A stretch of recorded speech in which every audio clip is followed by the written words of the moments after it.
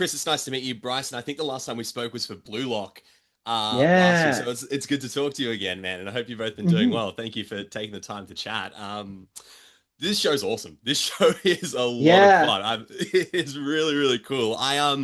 It really reminded me, especially the art style and the animation, because I read it was inspired by sort of graffiti art and street art, this sort of style. It reminded me of a lot of the animated shows and animes I watched growing up in like the early 2000s. So there's this really cool nostalgic feel to it. I'm curious to know because I know you both have done some incredible work previously in different animation styles. What was it about the animation style of this show that sort of stuck out to you and sort of excites you about being a part of a project like this? Yeah, I kind of similar to you. I just saw the art style with the graffiti featured. I love the character designs, the crazy like hair, the oversized gloves and shoes. That's always a design style that I've always personally really loved. And I don't know, just that gritty grunginess to the art style. It doesn't feel it doesn't look like any other anime I'm seeing out there right now, and I think that really stuck out to me for sure. Yeah, I agree with that. I sort of grew up in the 80s and 90s, and so I a huge fan of kind of the Mad Max post-apocalyptic kind of vibe that came across right away with the character designs and that was something that stood out to me as just being a little bit different and yet also very familiar, to a genre that I had spent a lot of time enjoying in the past. And so uh getting a chance to get to see Engine in the audition sides for the first time, I feel like communicated a lot about the world. Like the design of the characters really say a lot about the world around them, and you can tell that the way it's been done is all of a kind. Like these characters really couldn't exist in any other place other than in this show, and that really lends it kind of a unique vibe, I think. The uniqueness of it really stuck out to me, and I think that's what really sort of engaged me at the start. But I like a lot of these shows, the emotion and the tension in the characters is what keeps us invested over time. And I'm curious to know what point in either the scripts you read or whether it was a character design you saw that you have found you were able to tap into Rudo and then you were able to tap into Engine. Was there a specific moment you remember where you did find the emotion of the character? I think there's two sides to Rudo where he shows like a softness to him, and that's like I feel like his two sides are shown very well in that first episode where whenever he's around Regto or Chiwa, he has that softer side to him where he's just like this misunderstood boy that like people judge and reject, but he's found these two people that he can confide in and he can just be himself around. Um, and I feel like it was those were there were a couple of really good moments where I could lock that side of him in that first episode, as well as that rage that he feels near the end of that first episode whenever they're dropping him into the pit and everything, and he has his whole monologue about how they're the ones who are like filthy and terrible and all that stuff. I feel like that first episode really gave me a lot to chew on in terms of finding those moments for him, and because of that, it felt like it was just super easy to step into those shoes and play in that world. Yeah, I would say right away, from the audition sides, it was clear that Engine was kind of like he was going to be very, very cool. Um, but in looking at some of the lines, it also came across to me that he was kind of goofy. Like he was kind of just like Yeah. silly and goofy and a little bit maybe like impulsive and playful. And so in the audition that I did, I tried to bring that out. I tried to bring out the toughness. I tried to bring out, he can obviously handle himself and he's cool. But I also wanted him to come. I wanted it to bring out those elements of sort of playfulness too. And I'm so glad that that's been apparent. And it was apparent like Mm. right away, really. Episode 2 when he shows up, once he sort of dispatches the trash beast, it's all about just like kind of uh testing Rudo, razzing him a little bit, roasting him. But it's all kind of done in good fun. It's all done playfully, obviously. That aspect of Engine I think is going to be endlessly enjoyable throughout this show. I'm very excited for that. There's this sort of like brother chemistry between the characters. Like it reminded me of my relationship with my brother and that gentle ribbing and that. But there's care and there's love behind it as well. It's there's this mentorship, and I'm glad you brought up sort of that sort of razzing him up side because I was going to ask this a bit later on, but I'm going to ask it now. When you rock up, there is an insult that I loved. You mouthy little ignorant shit blossom. I laughed so hard. I thought that was a great insult. I'm just curious to know how did we land on that line? Were there other options, or was that something that was sort of a direct translation? But I'm curious for both of you, and this might be a broad question, but is there just a pop culture insult that has just stuck out to like you're just a fan of a movie or a show that has had a great insult brought forward from it? Mm. Just like generally, like in the show or Yeah, generally? yeah, generally Oh, or in the show, yeah, okay, either or, yeah. okay, okay. I kind of I don't know where it came from, but the director or the ADR writer for this show was really cooking when they came up with Shit Biscuit. I don't know if they came up with that themselves or if that was also direct translation or something. But my favorite thing about it is that Rudo keeps saying it like 3 or 4 times in the episode, Yeah. and Jabber's like, "Stop trying to make that a thing." Like that's not the word that he uses, but that's the vibe I get from him saying it. Oh. Yeah, I gotta agree with Shit Biscuit. I can't really think of anything better than that right now. And also there've been so many moments with this show where I just kind of have to pinch myself because I do feel like we're getting a chance to say lines that are so of the moment, that are so um right on the lips of the fans that are watching this show right now, which I think is Yeah. Mhm. is just an incredible treat. As long as I've been doing this, I've really never been able to do that kind of stuff with a character in an anime. And so that level of freedom and that level of like we're just gonna say crash out, you know, we're just gonna say Yeah. like whatever, you know, whatever feels right in the moment because it's right for these characters, you know, like the moment that they're in, it just works. And so that has been incredibly unique and fun. It's this Mhm. sort of like contemporary resonation it kind of has with audiences, right? Which is cool. You don't always get to see that, which is really sick. Oh yeah. Mhm. Bryson, were you about to say something? Sorry, I think I cut you off Oh no, I was just agreeing, nodding. I do that accidentally. sometimes. No, no, so do I. So do I. One more thing technically about the show that I truly love is the sound design, especially the trash piece. It is truly Mm. incredible and it's immersive. And I was watching it with some really good headphones, and it really immersed me into the world. But I'm curious to know when you hear the sound design and you see that unique animation style we were talking about, how does that help your own immersion into this world? Just outside of finding the characters and the beats you want to bring across, is there something about the technicalities of it all that really does help with your own immersion into the world as well? Oh, for sure. I think hearing those sound effects, hearing the music that they like to throw in there, here and there, it really puts me in the zone, for lack of a better word. Like I feel like I'm in that environment, and it helps put me in the shoes of Rudo when I am trying to find those moments that I'm recording. And then I also just love the variety of the music in particular, just the different styles that they showcase. I was mentioning this previously, but the first time they enter Canvas Town and they're driving there, you hear this just like super fun music beat.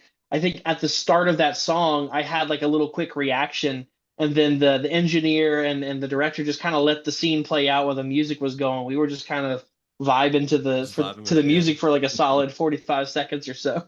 That's so good. Yeah, Yeah. I will add that it seems like yeah, the world of Gachiakuta is interesting in the sense that it appears to have every music genre in Hmm. it because I think we're going to get it all. Like there have been times when I've sort of really enjoyed kind of the bluesy kind of sounds that they Hmm. have, and then obviously the intro music, the OST is like so hard hitting and insane. But then there's been ska, there's been like kind of Yeah. folk ballads that have been playing in the background. There's just a wide musical palette that happens in this show, and it's all part of the world building, right? Like this is Hmm. where you get to really dig in on like the flavor of this world and the different vibes of this world. And yeah, I mean, to me, that's all part and parcel with like getting to get in the booth and voice the character too, because it can help kind of paint the scene sometimes Mm. even more than the animation does. It gives you really big clues about like what is this scene about? What is it that's going to happen here, and what's going to unfold? Sometimes the music is the best indicator of all. Mhm. Yeah, it really just informs a lot of an audience reaction to it. It's just this whole 360-degree experience, I guess, which is truly Mhm. incredible. I think what I also love about this show is that it isn't afraid to sort of dig into some pretty heavy themes. We got sort of like classism, just general purpose, how we treat the planet, things like that. I'm curious to know what makes anime this heightened style of an art form such an interesting vessel to explore those themes. We can see these themes any day in a live action drama or anything like that, but there is something about anime that I feel like is such an interesting vessel. Do you guys feel like that as well? And why is it that an interesting thing to explore these themes? I think the heightened reality of animation in general just kind of helps emphasize the points that you mentioned. Like Hmm. any live action show could tackle a lot of the same themes. And I think this it's just a matter of the style of it just helps push it forward even more, heightens those things in a way that might feel a little over exaggerated in something like a live action movie or a live action show. But in animation and the heightened world of animation in general, I feel like it just feels natural. Hmm. And I don't know, I just think it makes sense to tell the story in this style, if that makes sense. Yeah, yeah. I mean, the biggest hurdle that anybody's getting over with live action anything is suspending disbelief, right? And so it's Mhm. like this is why movies cost so much, is because they're spending so much money to create a very believable world that you don't look at and go, "Oh, this is fake." But with animation, you don't have to do that at all. Like everybody going into it knows on some level that they have to suspend their disbelief to enter into the world at all. And so it's kind of like Mhm. that creates so much freedom to be able to tell powerful stories because you really aren't spending as much budget and time and energy and focus on like, let's make sure that all the food items in the background look appropriate for this time period or whatever. Like you just draw them that way and you're done. Mhm. And so of course there's an enormous, I don't mean to diminish that at all, but I just mean that No, no, no.